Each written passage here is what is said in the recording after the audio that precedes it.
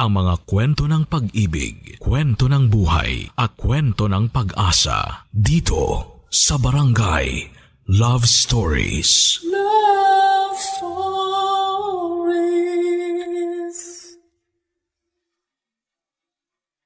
Walang perpektong relasyon, ngunit hindi tama na tayo ang magiging dahilan upang tuluyang masirang pagsasamang ating iniingatan. Minsan kapag kinukulong ang isang ibon ay mas lalo lang niyang gustong lumaya at kumawala. Ikaw kabarangay, maluwag ka ba sa iyong partner? Dear Papa Dudut, habang may buhay, may pag-asa. Yan ang lumang kasabihan na tinanim ko sa aking isipan simula pa lamang noong kabataan ko. Pero habang may buhay ay meron ding pagsubok. At yon ang mga karanasan na gusto kong ibahagi sa programa ninyong Barangay Love Stories. Sobrang hilig ko talagang makinig ng radyo hanggang isang araw ay napakinggan ko ang programa ninyo.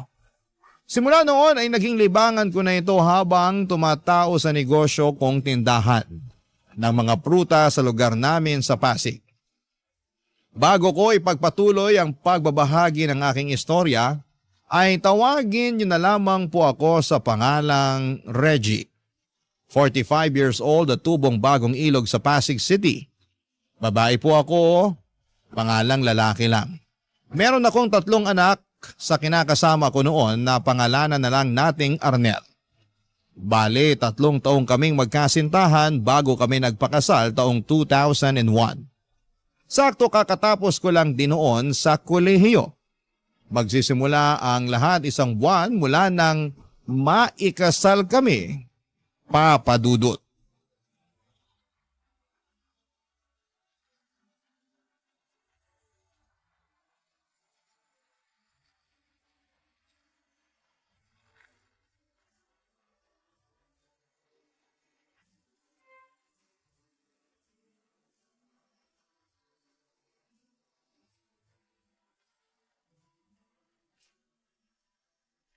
Oh, mahal.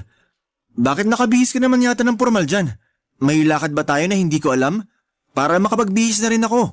Nako, mahal, wala naman tayong lakad. Saka ako lang ang aalis. Ha? Saan ka pupunta? May job interview kasi ako. Tagal na nun nakaschedule eh. Kinakabahan nga ako pero naniniwala ako na makakaya ko naman lusutan yun. Ano? Teka, bakit ngayon mo lang sinabi sa akin yung tukol sa bagay na to? Pasensya ka na kasi nawala na rin sa isip ko. Paano nawala sa isip mo? Pwede ba yun? Oo naman. Maniwala sa'yo. Sinadya mo talaga na hindi sabihin sa akin eh. Bakit ko naman gagawin yun? Ewan ko sa'yo. Basta, hindi ka pupunta dyan sa interview mo na yan, sinasabi ko sa'yo. Ha? Bakit ko naman gagawin yun? Nakabihis na ako oh. Kaya nga magpalit ka na ng damit mo, mahal. Huwag ka na umalis. Hindi mo na kailangan pumunta sa interview o magtrabaho pa kasi kayang-kaya na kitang buhayin. Seryoso ba yan? Alin? Yung sinabi ko na kaya na kitang buhayin? Oo, pati yung ayaw mo akong pagtrabahuhin. Hindi kasi yan yung unang beses na sinabi mo yun sa akin eh.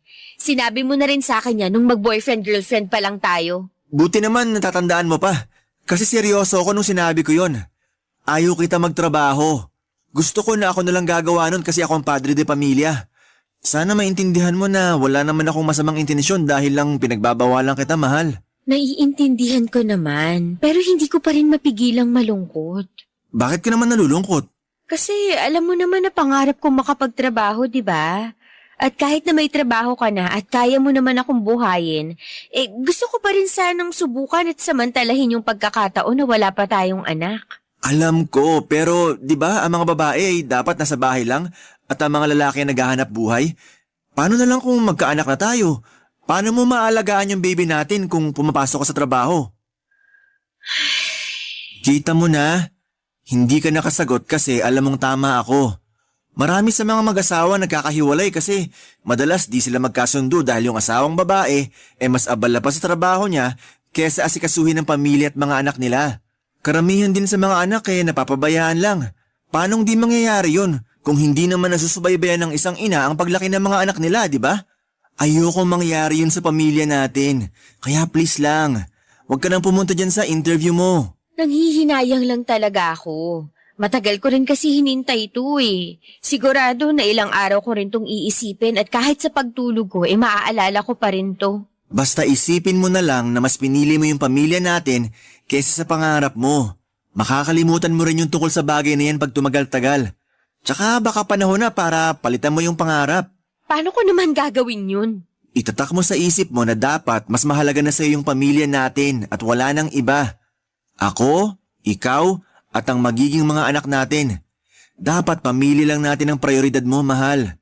Hindi ibang tao, hindi kaibigan mo, o kahit na anong trabaho pa yan. Ako yung lalaki sa pamilya. Ako yung padre de pamilya, kaya ako na rin ang bahala sa lahat.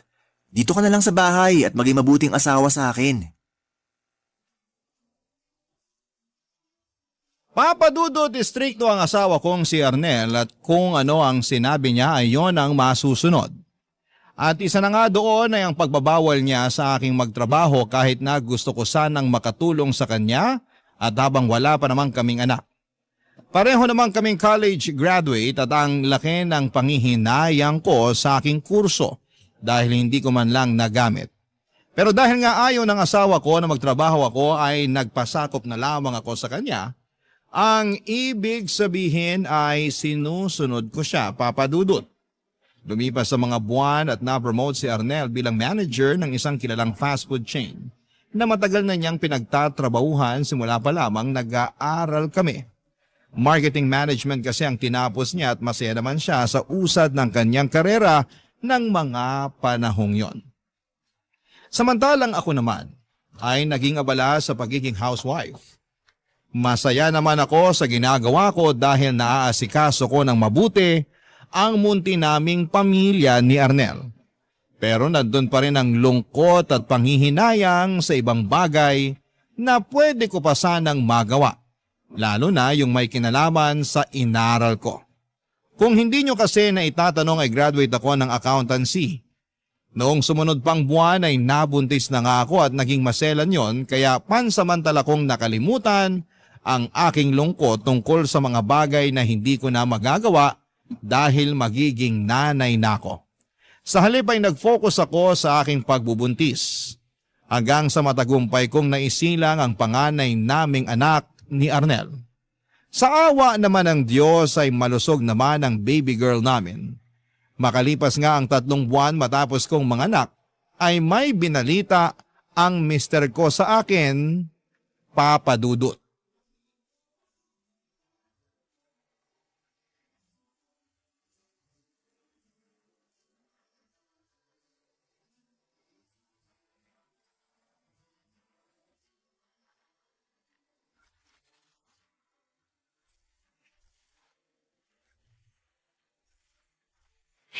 Mahal, gising ka na. Luto na yung almusal natin. Pwede bang matulog muna ako kahit 5 minuto pa? Pwede naman, pero kakain ka pa. Sayang naman yung niluto ko, mga paborito mo pa naman yun. Talaga? Sige, babangon na ako. Pagkatapos mong mag-inat, pumunta ka na dun sa mesa para makakain ka na. Dito muna ako sa kwarto kasi may mga tupiin pa akong damit na hindi ko nagawa kahapon. Gawa nang nag-alaga ako kay baby. Sandali. Bakit? Bakit malungkot ka, mahal? May nangyari ba? Ha? Kilala kita. Alam ko na may nangyari base sa reaksyon ng mukha at boses mo. Tsaka kanino ko pa napapansin na salubong yung kilay mo. Kaya sabihin mo na sa akin kung may problema ba. Sige, pero umusog ka muna kasi uupo ako sa kama. Tabihan kita para magkausap tayo. Buti pa nga. Umupo ka na rito sa tabi ko. Ano ba kasing nangyari? Hindi kasi ako mapakali, mahal. Saan? Bakit?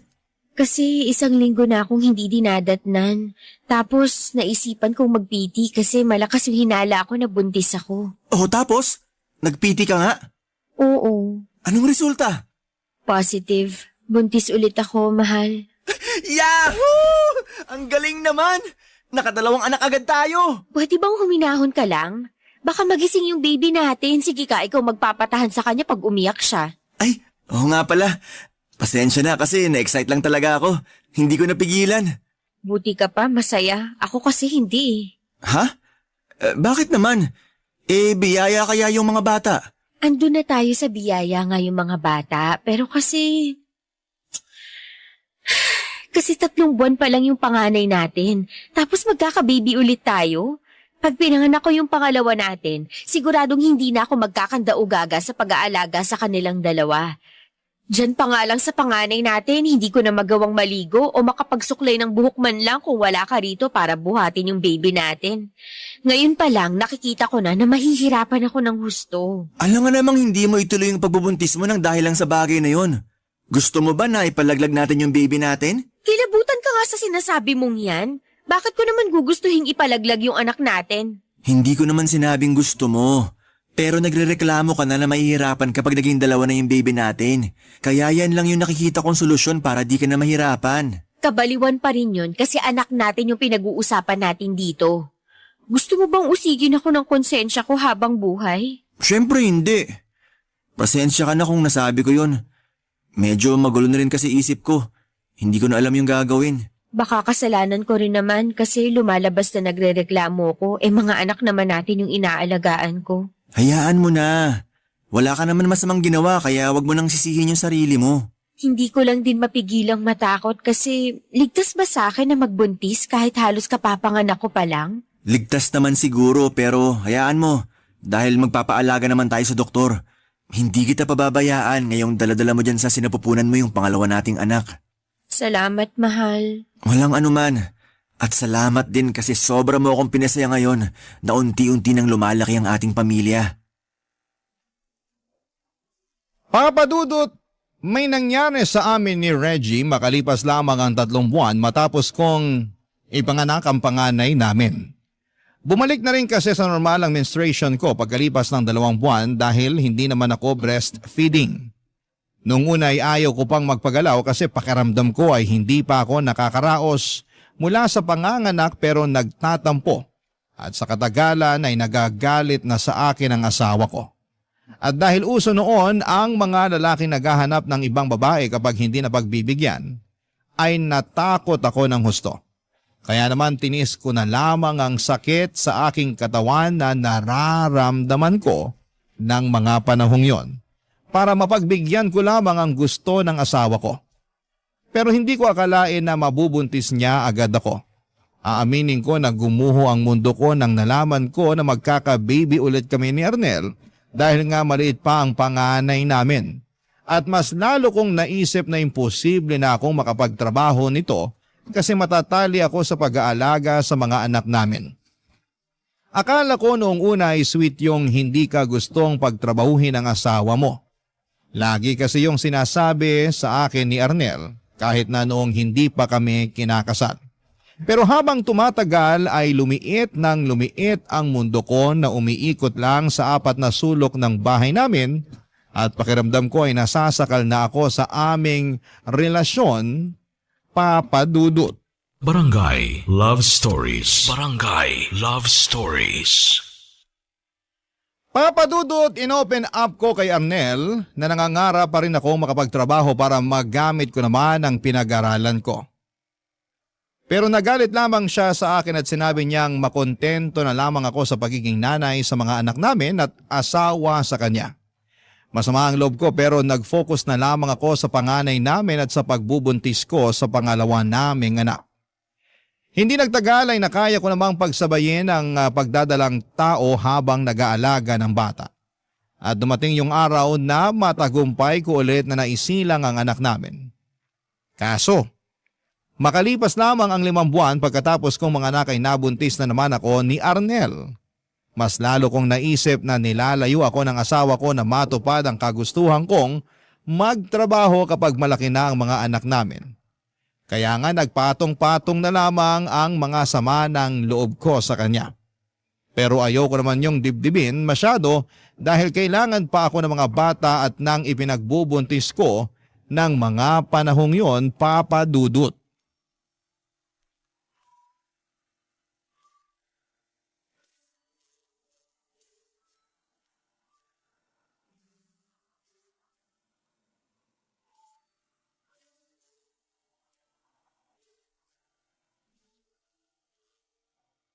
Sino yung kausap mo kanina? Ha? May kausap ba ako? Oo, meron. Ikaw na rin sumagot sa tanong mo. Pero hindi ko siya kilala. Kaya tinatanong ko kung sino siya at kung bakit kailangan mo siyang kausapin. Hindi mo ako kailangang sigawan. Naririnig kita, Arnel. Magkaharap lang tayo, oh. Kumalma ka nga dyan. Kakalma ako kung sasagutin mo na yung tanong ko. Hindi ko alam ang pangalan niya, pero mabait naman siya kaya kinausap ko. At kaya pala todo ngiti ka rin dyan, no? Ano bang pinagsasasabi mo? Hindi pa ba halata? Nagseselos ako. Bakit mo naman pagseselosan yung tao? Wala naman siyang ginagawa. Nagkwentuhan lang kami sandali kasi tinanong ko siya kung bago lang ba siya sa kinukuhanan natin ng tubig. Sa ngayon ko lang din siya nakita kaya kinausap ko. Bakit kasi kailangan mo pa siyang tanungin? Hindi ka na lang manahimik dyan at pabayaan mo yung tao na magtrabaho. Masyado kang pabida at madaldal. Sobra ka naman magsalita. Nagsasabi lang ako ng totoo. Walang totoo sa mga sinasabi mo para lang sa kaalaman mo. Teka, bakit nakabihis ka? Saan ka pupunta? Makikipagkita ako sa kaibigan ko. Nagsabi ako sa'yo kagabi tapos tumango ka na lang nun dahil inaantok ka pa. Inaantok na pala ako eh. Malamang hindi ko yung narinig ng maayos. Anong ibig mong sabihin ngayon? Tinatanong pa ba yan? Hindi ka aalis. Arnel naman! Kahit na ano pang sabihin mo, dito ka lang sa bahay natin. Napakainit sa labas tapos kakaladkirin mo mga anak mo. Nasisiraan ka na ba ng ulo? Baka mapabayaan mo lang sila. Magta-tricycle naman kami Saka sa mall naman kami pupunta ng mga kaibigan ko para hindi mainit. Kahit nasa simbahan pa kayo pumunta, wala akong pakialam. Dapat kung anong gusto ko, yun ang masunod. Hindi ka aalis. Hindi mo isasama ang mga anak ko. Dito lang kayo sa bahay natin. Ano ba kasing masama sa paglabas ko, ha? Gusto ko lang naman maiba yung paligid ko kasi nagsasawa na ako rito sa bahay natin. Hindi mo ba yun naiintindihan? Laging ikaw na lang yung nakakalabas sa ating dalawa. Paano naman ako? Malamang kailangan ko lumabas para pumasok sa trabaho ko. Hindi lang yun. Umaalis ka rin para makipagkita sa mga kaibigan mo pag day off mo. Tapos ako, hindi ko pwedeng gawin yun? Sobra naman yata yun, Arnel. Hindi na tama yun. Yung hindi tama ay ang itsura mo. Ano namang mali sa itsura ko? Posturang-postura ka eh. Kung sa mall lang naman kayo pupunta ng mga kaibigan mo, bakit kailangan mo pang mag-ayos ng gusto?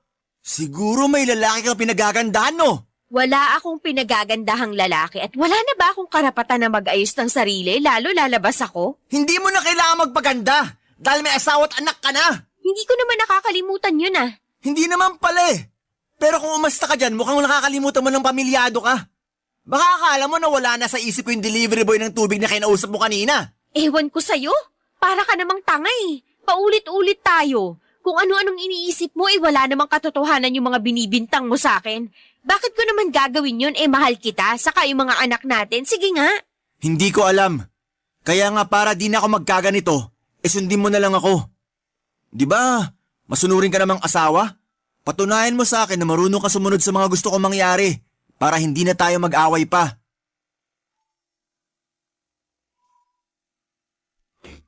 Papa Dudut, gusto ko lang naman sanang aliwin ang sarili ko sa pamamagitan ng paglabas para makipagkwentuhan o kumain kasama ang mga kaibigan at dati kong kaklase. Isasama ko naman ang mga anak namin kaya hindi totoo ang ibinibintang ni Arnel na mapapabayaan ko ang mga bata. Isang bagay pa ay hindi ako natuwa sa pagsiselos niya sa delivery boy ng tubig sa bahay namin dahil walang katotohanan ang mga paratang niya. Ni sa hinagap ay hindi ko naisipang magtaksil sa kanya kahit na sumusobra na siya. Kaya nga hiyang-hiya ako doon sa delivery boy na inaway niya noong sumunod na araw. Hindi natuloy yun bumalik sa bahay para mag-deliver. Bali iba na ang nagdadala ng tubig sa bahay namin pero bantay sarado pa rin si Arnel. Ewan. Siloso na wala sa lugar ang asawa ko. Kaya lihim akong naiinis sa kanya at pakiramdam ko. Lalo akong nasasakal sa presensya niya. Pero hindi naman palaging ganon ang imahe ni Arnel kasi sa totoo lang ay may sweet side din naman siya. Bagay na nagustuhan ko sa kanya noong nililigawan pa lamang niya ako, Papa Dudut.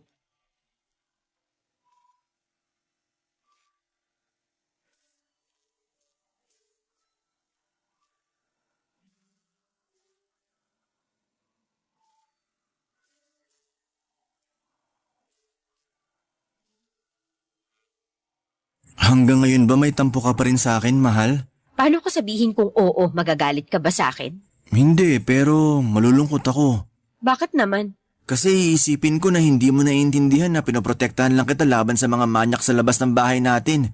Kaya madalas kitang pagbawalan na umalis. Hindi na kasi natin sigurado yung panahon. Baka mamaya may mangyari sa inyo ng mga anak natin pag lumabas kayo ng bahay. Arnel naman, hindi naman ako siguro ganun katanga para hindi isipin yung kaligtasan namin ng mga anak natin sakaling lumabas ako, di ba? Prioridad ko pa rin naman yun. Hindi ko ipapahamak ang sarili ko pati na yung mga bata. Tungkol naman dun sa mga sinasabi mong manyak, sa itsura kong to na mukha ng losyang dahil sa pag-aalaga ng 2 bata at buntis pa sa pangatlo natin, pag-iinteresan pa ba nila? Baka nga makita pa lang nila ako, tumakbo na sila palayo sa akin kasi napagkamalan nila akong aswang. Di bali ng ganun. At least panatag akong walang mananamantala sa'yo. Anong di bali ng ganun? Na mukha akong losyang sa kaaswang? Bakit ba kasi ganyan ang tingin mo sa sarili mo? Ay hindi ba? Nagtanong ka pa talaga, sa yun yung nakikita ko sa tuwing humaharap ako sa salamin. Mukhang losyang, puyat at laging pagod. Tapos nagsisimula na ulit umitim yung mga singit at batok ko gawa nitong pagbubuntis ko. Lumaki na rin tong ilong ko. Tingnan mo, naglalagas na rin yung buhok ko. Ang pangit-pangit ko na, Arnel. Tapos ayaw mo pa ako nakikitang nag-aayos ng sarili. Pasensya ka na. Talagang pasensya lang ang masasabi. Ano bang gusto mong gawin ko? Ewan ko sa'yo, isipin mo. Pati ba naman yung mga bagay na yan, ako pa yung mag-iisip? May sarili ka namang utak dyan, kainis ka. O sige, gusto mong lumabas, di ba? Oo. Sige, lalabas tayo. Ha? Talaga? Oo, naisip ko na tama ka. Masyado naman kita pinagbabawalan. Hindi ka naman preso sa pamamahay natin. Ayoko na yun yung isipin mo dahil lang ayaw kitang lumabas. Kaya naisip ko na sasamahan na lang kita para makasigurado ako na magiging ligtas kayo ng mga anak natin. Saan naman tayo pupunta? Saan mo ba gusto? Kahit saan, magsabi ka lang. Mag-date tayo katulad ng dati. Pero kasama na nga lang natin mga anak natin. Wala namang problema sa akin yun. Lalo wala naman tayong mapag-iiwanan sa mga anak natin. Sige, ganun na lang. Mag-isip ka ng lugar na gustong-gusto mong puntahan. Tapos sa day off ko, lalabas tayo. Talaga? Totoo ba yan? Oo, totoo yan. Tsaka paraan ng pakikipagbati ko rin to sa'yo. Naku, wala na yun. Basta matuloy lang yung paglabas natin ng mga bata. Alam mo kasi, sabik na akong mamasyal. Matagal na rin simula nung huling beses na nangyari yun, kaya medyo naaaburido na ako rito sa pamamahay natin. Kaya nga paghandaan mo yan. Lalo na sa kung anong susuotin ng mga anak natin. Gusto ko maging presentable, pero presko yung magiging damit nila. Kasi mainit dito sa atin. Alam ko naman yun. Hayaan mo at hahanapan ko sila ng maayos na damit. Salamat, mahal. Salamat din, mahal. Hindi mo alam kung gaano mo ako napasaya. Excited na ako mag-day off ka para makalabas sa tayong pamilya. Ako rin, sobrang excited na. Kaya sana, wag ka na magtampo sa akin ha. Bati na tayo. Hindi na ako nagtatampo at oo, bati na tayo. Papadudot noon na lang ulit ako na ilabas ni Arnel simula nang nanganak ako sa pangalawa namin. Para akong ibong nakalaya sa hawla ng mga panahong yon kaya naman sobrang saya ko. Sinulit ko na ang pamamasyal namin dahil alam kong baka matagal ulit yon mangyari. Habang nasa labas kami ay biglang bumalik sa akin ang nakaraan. Yun bang bago pa lamang kami magkasintahan ni Arnel dahil madalas na niya talaga akong nilalabas noon para mamasyal at mag-date. Gaya ng sinabi ko ay may sweet side rin si Mr. ko. Likas siyang maalaga at malambing. Kaya nga nagustuhan ko siya ng husto kasi pakaramdam ko ay nasa kanya na ang lahat ng katangiang hanap ko sa isang lalaki. May pangarap din siya sa buhay at lagi niyang sinasabi na hindi niya ako pababayaan. Lalo na pag may sarili na kaming pamilya. Kaya nang dahil sa date naming yon, papadudot ay naramdaman ko ulit na maging malaya at maging masaya. Barangay Love Stories. Barangay Love Stories. Papadudot mali siguro talaga na umasa ako na magbabago pa si Arnel, lalo na sa pagiging seloso niya. Dahil pagkatapos ng date naming yon ay tumindi ang pagsiselos na nararamdaman niya. Hindi niya makalimutan yung mga nakasalubong naming tao na napatingin sa akin ng panahong yon. May sinabi pa siya sa akin na ginusto ko raw na habulin ang tingin ng mga kalalakihan dahil sa pananamit ko. Ako na lamang ang naaburido kasi siya lang naman ang nakapansin ng mga bagay na sinasabi niya sa akin. Wala akong ginagawang masama, formal ang pananamit ko pero hindi ko na kasalanan kung may tumingin man sa akin. Hindi ko na yon kontrolado.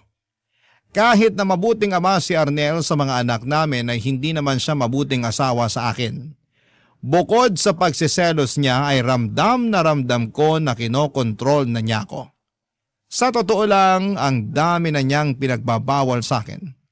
Halimbawa noon ay ang pakikipag-usap sa ibang tao, lalo na sa mga hindi niya kilala.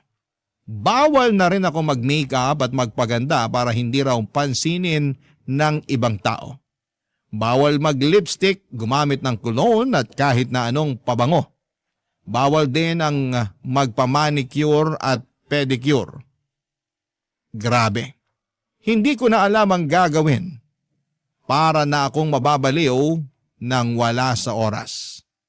Hindi nagtagal ay pinanganak ko na ang pangatlong anak namin ni Arnel.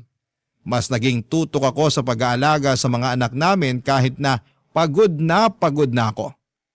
Tapos kapag sumusumpong ang toyo at pagsiselos ni Arnel, ay nadaragdagan lang ang pagod na nararamdaman ko, Papa Dudut.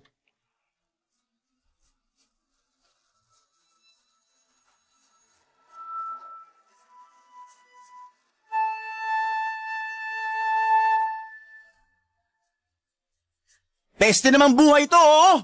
Ano bang problema mo? Nagtanong ka ba talaga? Ikaw yung problema rito. Anong ako? Paano ako ay kararating lang natin mula sa pagsisimba tapos biglang ako naging problema? Oo! Kasi bakit mo masyado kang maganda? Ano bang pinagsasasabi mo? Hindi mo ba nakita yung lalaking katabi mo sa jeep kanina? Kung todo titing sa hita mong lintik ka eh.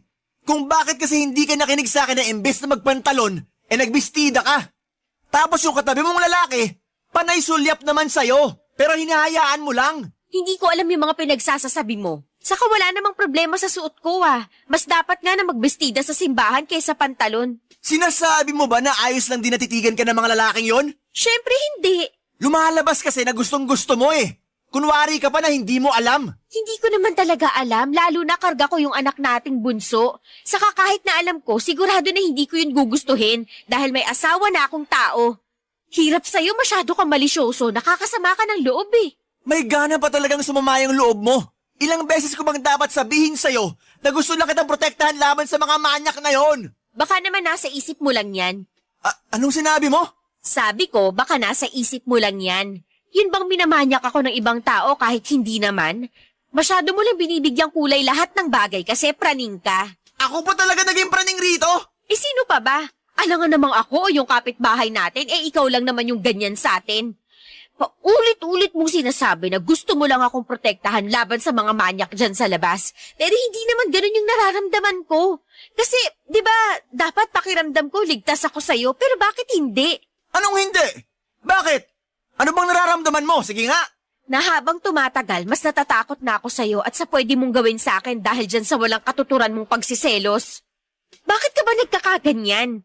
Hindi ka naman ganyan dati Bakit bigla ka nalang naging seloso nang wala sa lugar? Siguro kasi kasalanan mo rin. Paano naging kasalanan ko? Kasi binibigyan mo ako ng dahilan para magselos. Pinagsasasabi mo dyan, hindi yan totoo. Totoo yun kasi yun yung nararamdaman ko. Katulad na lang kanina. Walang ibig sabihin yung nangyari kanina. Hindi ako naniniwala sa'yo. Bahala ka sa buhay mo kung hindi ka maniwala. Hindi ko na problema yun. Ganon? Sige, halika rito. Bakit? Anong gagawin mo sa akin? Sa hindi pa rin talaga ako mapanatag na wala lang yung nangyari kanina eh. Sabi mo, bahala ako, di ba? Kaya nga halika rito. Kasi kukumpirmahin ko lang kung hindi ka nasabik nung tinitigan ka ng dalawang lalaki sa jeep. Ano? Nababaliw ka na ba? Baliw na kung baliw. Pero di ako matatahimik hanggat hindi ako nakakasigurado. Ano ba hinihintay mo? Hubarin mo na yung panloob mo. Ha? Bakit ko naman gagawin yun? Kasi gusto kong tingnan at amuyin para makasigurado ako na hindi ka nga nakaramdam ng pananabik. Huwag mo nang hintayin na ako pa yung maghubad dyan sa'yo. Dalihan mo na!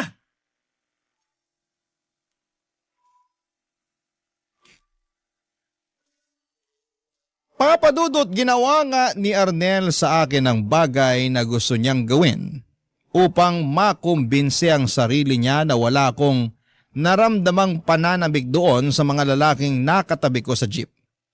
At kahit na anong iyak at pakiusap ko sa aking asawa na huwag niyang gawin ang bagay na yon, ay tila nagbingi-bingihan siya sa pakiusap ko. Matapos noon ay nagalit ako sa kanya pero mas galit pa rin siya sa akin. Pinagbantaan pa niya ako na ayusin ko ang sarili ko at huwag ko raw subukang makipaglandian sa ibang lalaki habang nakatalikod siya. Meron daw talaga akong kalalagyan sa kanya. Papadudot, yun na yata ang pinakamalalang away namin ni Arnel nang dahil sa pagiging seloso niya. Umabot na kasi sa point na naging marahas na siya sa akin at hindi na lang yon basta pananalita. Natakot na ako sa kanya ng husto. Anumang sandali, Papadudot, ay pipitik siya at mapipisikal na niya ako. Bukod doon, pakiramdam ko ay hindi na niya ako nirerespeto bilang babae at bilang kanyang asawa, Papadudot.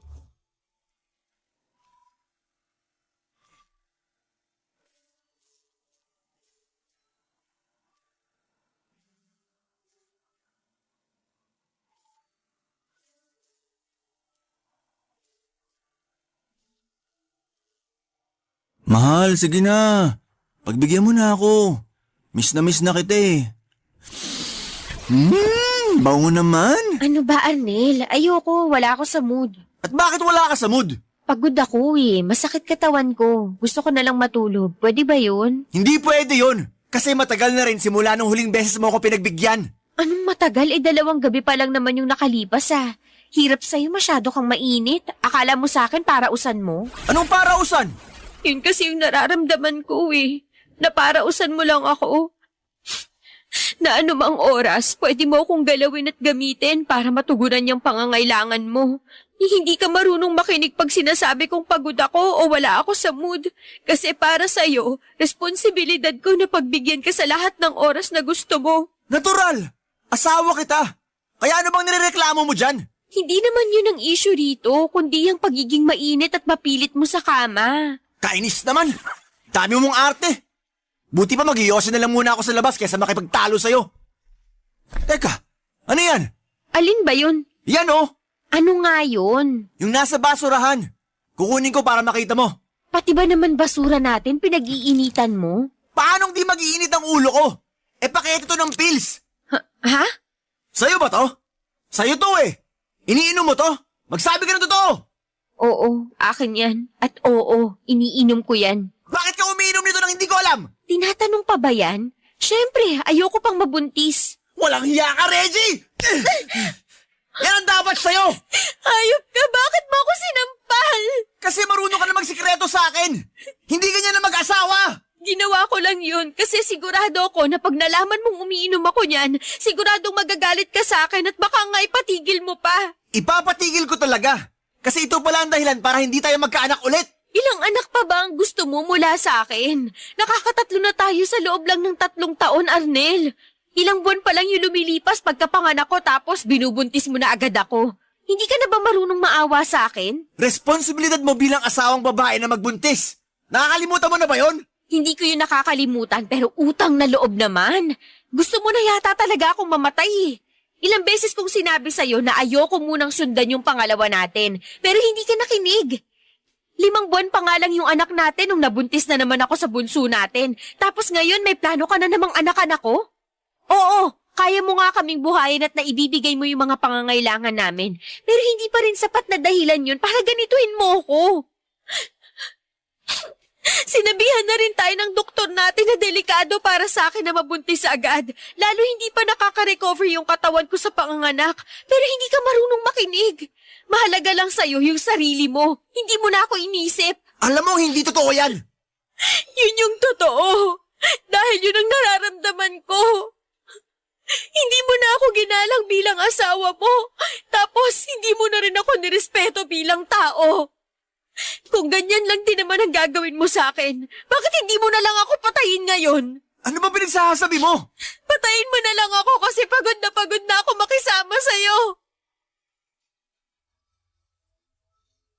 Papa Dudut, nagkaroon talaga ako ng matinding galit sa asawa ko na nag-ugat matagal na ang panahon ng nakakalipas. At magpahanggang ngayon ay hindi pa rin tuluyang nawawala ang galit na yon. Pero pagkatapos ng matinding away naming yon ay sinuyo ulit niya ako tulad ng dati. Ngunit hindi na ako nadala at nagpabola sa mga matatamis niyang salita.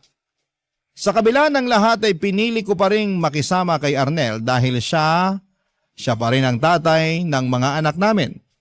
Kapansin-pansin ang pagbabago niya pagkatapos ng away naming yon pero hindi pa rin nawala ang pagiging seloso niya. Kung may nawala man, walang iba kundi ang pagmamahal ko sa kanya, Papa Dudut. Lumipas po ang mahabang panahon, namatay si Arnel bago mag-pandemic dahil inatake siya sa puso. Pero kataka-taka na ni isang luha ay walang pumatak sa aking mga mata para sa aking asawa. Sa halip, pakiramdam ko ay nabunutan ako ng malalim na tinik sa lalamunan, lalo na nakalaya na ako sa kanya. Pero hindi pa rin naging madali at magaan ang buhay dahil ako na lang ang naiwan upang itaguyod ng mga anak namin. Buti na lamang at may pensyon ang namayapa kong asawa na siyang nakatulong upang makaraos kami lalo na noong pandemic. Sa kasalukuyan ay masaya ako dahil meron na akong negosyo na siyang katas ng pag-iipon ko ng pera mula sa mga trabaho tulad ng paglalabada at pagtitinda ng merienda na ginawa ko sa mga nakaraang taon. Kahit na mahirap ang buhay at kahit na marami akong agam-agam sa sarili ko ay nagpatuloy pa rin po ako at hindi sumuko. Marami rin akong what if. At kahit na hindi nasagot lahat ng tanong ko ay naniniwala akong may dahilan ng lahat. Malaking bagay din sa akin ang suporta ng mga anak ko at ilang pinagkakatiwalaang kaibigan upang mas makaya ko po ang lahat. Maraming salamat po sa inyo, Papa Dudut, sakaling mapili po ninyong i-ere ang sulat ko sa inyong istasyon. Sana nga po'y kinapulutan po ito ng aral ng ating mga kabarangay. God bless and more power po sa inyo. Ang inyong forever kapuso at kabarangay, Reggie. Ano ang masasabi mo sa ating Barangay Love Stories today? Abangan namin ang sagot mo sa comment section. Barangay LS 97.1.